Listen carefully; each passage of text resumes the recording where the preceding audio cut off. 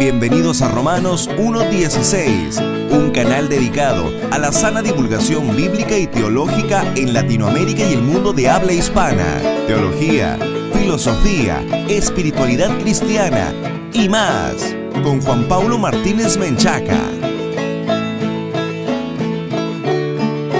Bienvenidos patrocinadores y amigos a un nuevo programa de Romanos 1:16, el encuentro de divulgación bíblica y teológica para la gloria de Dios. Un fraternal saludo a toda nuestra amable audiencia que nos está escuchando a través de la radio y de la internet. Este es el segundo programa de la serie Una familia para Cristo y este mensaje se titula Familias que perseveran en Dios. El primer mensaje de la serie titulado Origen y Fundamento de la Familia pueden ustedes descargarlo gratuitamente entrando en www.jpaulomartinez.com. Y tenemos que comenzar por decir que la familia está recibiendo muchas presiones de parte del mundo de varios frentes, siendo dos de ellos, por un lado los medios de comunicación, la radio, el internet, la televisión, el cine, y por el otro, algunas acciones que algunos gobiernos o autoridades civiles están implementando y que están pegándole a los fundamentos que Dios ha dejado para la familia en las Sagradas Escrituras. Sin embargo, amigos, aunque estas presiones que son evidentes parecen ser la raíz del problema, la realidad es que se trata solamente de la punta del iceberg. Si nosotros queremos perseverar como familias cristianas en Dios en medio de este mundo hostil, tenemos que ir a las Sagradas Escrituras. Específicamente, vamos a ir a Efesios capítulo 6, versículos 10 al 12. Los invito, amables oyentes, a abrir sus Biblias en Efesios 6, versículos 10 al 12, porque aquí Dios nos va a decir quién está detrás de todo este sistema de cosas que están presionando a las familias para que dejen de ser lo que Dios quiere que sean. Efesios 6, versículo 10 al 12 dice: Por lo demás, hermanos míos, fortaleceos en el Señor y en el poder de su fuerza. Vestíos de toda la armadura de Dios, para que podáis estar firmes contra las acechanzas del diablo. Porque no tenemos lucha contra sangre y carne, sino contra principados, contra potestades, contra los gobernadores de las tinieblas de este siglo, contra huestes espirituales de maldad en las regiones celestes. Está más que claro que nuestra lucha no es primariamente contra lo que hay en la televisión, contra lo que hay en el cine, en el internet, en la radio, contra lo que está haciendo la autoridad civil, sino que fundamentalmente la lucha es contra potestades y contra gobernadores, sí, pero de las tinieblas, que son huestes espirituales de maldad en las regiones celestes. En la Escritura, cuando se habla de este siglo, se refiere a este sistema corrupto que se opone a lo que Dios ordena para la humanidad. Estas huestes espirituales de maldad ocupan el ámbito espacio-temporal de las regiones celestes. Así llegamos a la conclusión de que, de acuerdo con la Escritura, el poder de Satanás está operando sobre la tierra. Vean ustedes lo que dice 2 Corintios 4, versículos 3 al 4. Pero si nuestro evangelio está aún encubierto, entre los que se pierden está encubierto, en los cuales el Dios de este siglo cegó el entendimiento de los incrédulos, para que no les resplandezca la luz del evangelio de la gloria de Cristo, el cual es la imagen de Dios. De acuerdo con esta escritura, Satanás es llamado el Dios de este siglo. En esta tesitura, Efesios 2, versículo 2 dice: En los cuales anduvisteis en otro tiempo, siguiendo la corriente de este mundo, conforme al príncipe de la potestad del aire, el espíritu que ahora opera en los hijos de desobediencia. El apóstol Pablo está hablando aquí de los delitos y pecados en los cuales estábamos muertos antes de conocer a Cristo, y dice que esto respondía a la corriente del mundo que seguíamos conforme dice al príncipe de la potestad del aire, el espíritu que ahora opera en los hijos de desobediencia. De acuerdo pues con estas dos porciones de la Biblia, Satanás es llamado el Dios de este siglo y también el príncipe de la potestad del aire. Tenemos que comprender que Satanás está desatado en esta era. Primera de Pedro capítulo 5 versículo 8, por eso nos advierte lo siguiente: sed sobrios y velad, porque vuestro adversario el diablo, como león rugiente, anda alrededor buscando a quien devorar.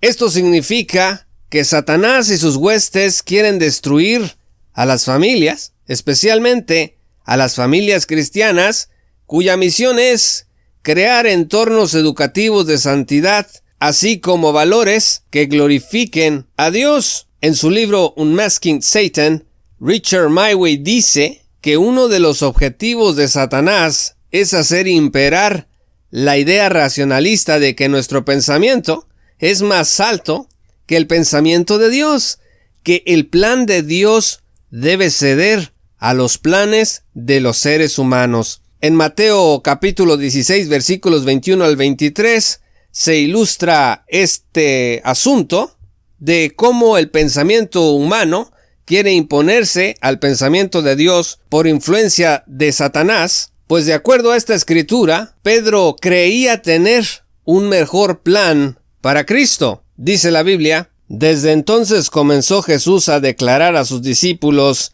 que le era necesario ir a Jerusalén y padecer mucho de los ancianos, de los principales sacerdotes y de los escribas, y ser muerto y resucitar al tercer día. Amigos, aquí está el pensamiento de Dios, el camino y plan de Dios. Pero dice el versículo 22 que Pedro, tomándolo aparte, comenzó a reconvenirle, diciendo: Señor, ten compasión de ti. En ninguna manera esto te acontezca. Ahí tienes, en contraste, el plan del hombre. Finalmente dice el versículo 23 que Jesús, volviéndose, dijo a Pedro: Quítate delante de mí, Satanás. Me eres tropiezo, porque no pones la mira en las cosas de Dios, sino en las de los hombres. Es conveniente entonces reconocer que detrás de este aparato del mundo que se opone a la familia, al fundamento y origen de la familia, esté el enemigo tratando de cambiar el pensamiento de los seres humanos para que le demos la espalda a nuestro Creador. El enemigo orquesta hoy un imperio que cambia la verdad de Dios por la mentira. Vean ustedes lo que dice Romanos 1, versículos 21 al 22. Pues habiendo conocido a Dios, no le glorificaron como a Dios ni le dieron gracias, sino que se envanecieron en sus razonamientos y su necio corazón fue entenebrecido. Profesando ser sabios, se hicieron necios. Y el versículo 25 dice que cambiaron la verdad de Dios por la mentira. Por eso, amigos, el día de hoy al mal se le llama bien y al bien se le llama mal. El profeta Isaías declara sobre esto en Isaías 5, versículos 20 al 21. Ay de los que a lo malo dicen bueno y a lo bueno malo, que hacen de la luz tinieblas y de las tinieblas luz, que ponen lo amargo por dulce y lo dulce por amargo. Ay de los sabios en sus propios ojos y de los que son prudentes delante de sí mismos. En el mundo, el poder de estas huestes espirituales de maldad impacta las estructuras familiares, estimulando conductas pecaminosas y proponiéndolas como virtudes, como derechos o como valores. Y allí tienes el alcoholismo, la drogadicción, la fornicación, el adulterio, actos contra naturaleza, pasiones desordenadas, divorcio y ataques a la autoridad de los padres sobre los hijos, entre otros. El mundo te dice: divórciate, porque es tu derecho a ser feliz. Ten aventuras extramaritales, porque es tu derecho a ser feliz. El matrimonio no es la unión exclusiva entre un hombre y una mujer. Los padres no deben obligar a sus hijos a aprender la palabra de Dios. Y así, la lista puede seguir. Entonces, amigos, ¿cómo podemos las familias perseverar en Dios en medio de estas hostilidades? 2 principios nos van a ayudar a perseverar. En primer lugar, tenemos que redirigir una y otra vez nuestro pensamiento al camino correcto. Vean ustedes lo que dice Isaías, capítulo 55, versículos 8 al 11. Porque mis pensamientos no son vuestros pensamientos, ni vuestros caminos mis caminos, dijo Jehová. Como son más altos los cielos que la tierra, así son mis caminos más altos que vuestros caminos, y mis pensamientos más que vuestros pensamientos. Porque como desciende de los cielos la lluvia y la nieve, y no vuelve allá, sino que riega la tierra, y la hace germinar y producir, y da semilla al que siembra y pan al que come, así será mi palabra que sale de mi boca. No volverá a mí vacía, sino que hará lo que yo quiero, y será prosperada en aquello para que la envíe. Esto significa que el pensamiento de Dios es diferente. Es el que es verdadero, bueno, justo y perfecto. Tenemos que admirar este pensamiento de Dios y seguirlo. Nuestra familia debe comprender que no existe mayor autoridad que la del pensamiento de Dios, y que si algo es contrario a ese pensamiento y a ese camino de Dios, no debemos creerlo ni seguirlo. Hay que alinear nuestro camino y pensamiento al camino y pensamiento de Dios. La segunda cosa que podemos hacer para perseverar en Dios en medio de estas hostilidades como familias es recibir a diario la semilla de este pensamiento de Dios contra los pensamientos del mundo. En la parábola del trigo y la cizaña, Jesús explica que el enemigo siembra cizaña entre el trigo. Vean ustedes Mateo 13, versículos 24 al 30. Dice la Escritura: les refirió otra parábola diciendo: el reino de los cielos es semejante a un hombre que sembró buena semilla en su campo. Pero mientras dormían los hombres, vino su enemigo y sembró cizaña entre el trigo y se fue. Y cuando salió la hierba y dio fruto, entonces apareció también la cizaña. Vinieron entonces los siervos del padre de familia y le dijeron: Señor, ¿no sembraste buena semilla en tu campo? ¿De dónde pues tienes cizaña? Él les dijo: un enemigo ha hecho esto. Y los siervos le dijeron: ¿quieres pues que vayamos y la arranquemos?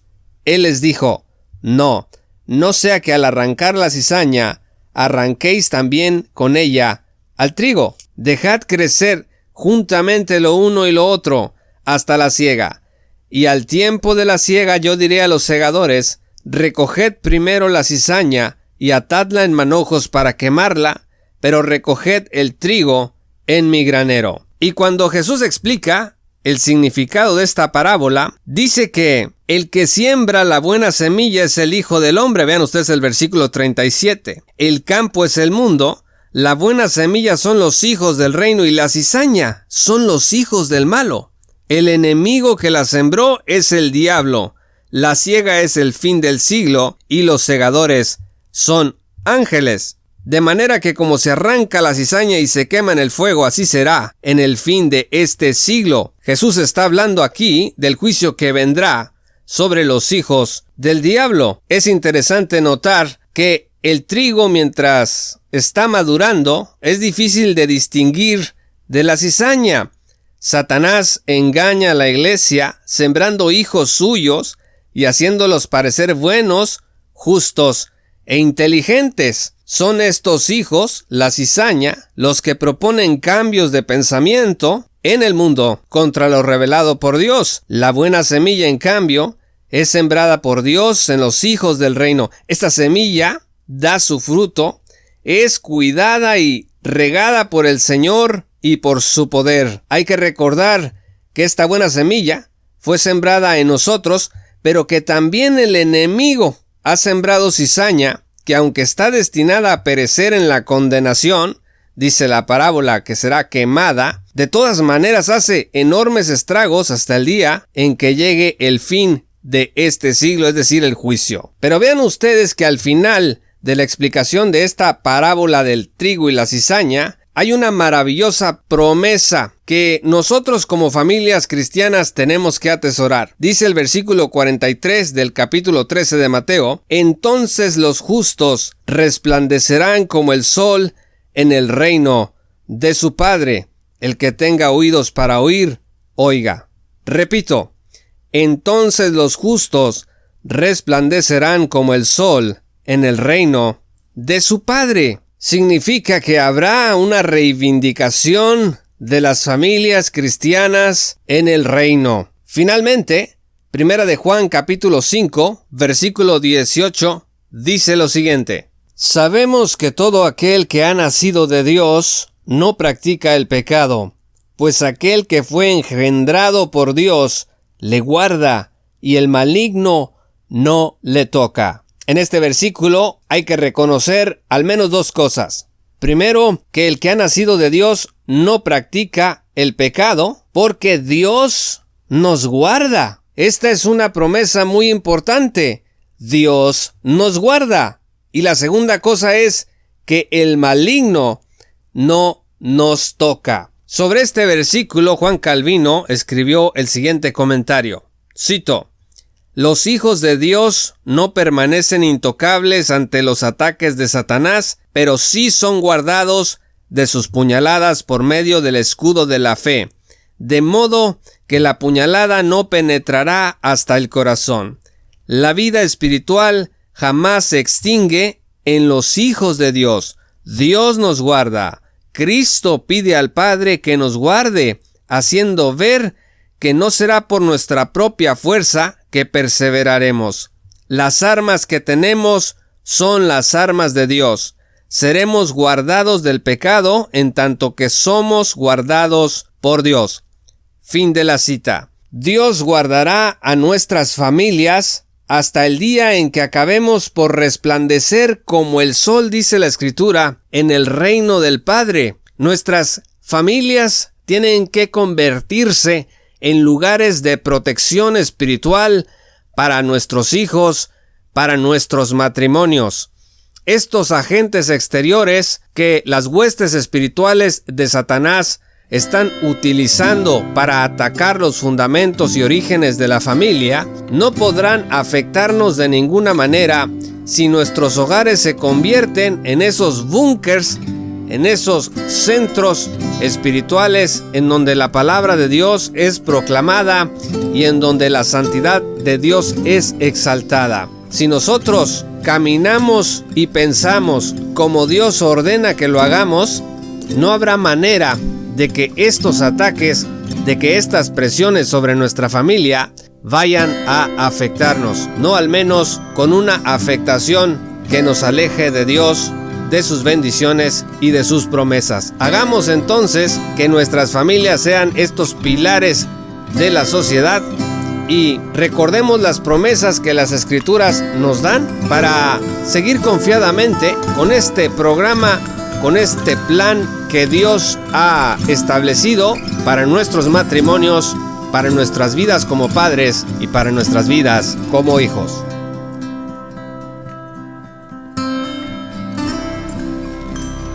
Muchas gracias, patrocinadores y amigos, por escuchar este programa. Si aún no eres patrocinador, te invito a que te unas desde $1 al mes en www.jpaulomartinez.com o directamente en www.patreon.com/jpaulomartinez.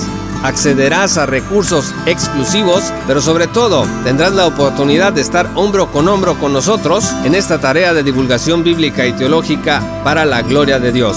Recuerda visitar nuestro sitio web oficial para escuchar también el primer mensaje de esta serie, Una familia para Cristo. Yo soy Juan Pablo de Romanos 1:16. Muchas gracias y que el Señor los bendiga hasta que volvamos a encontrarnos. Esto fue Romanos 1:16 con Juan Pablo Martínez Menchaca. Únete como patrocinador y apoya la sana divulgación bíblica y teológica en América Latina. Búsquenos y síguenos en nuestro sitio web oficial, redes sociales y otras.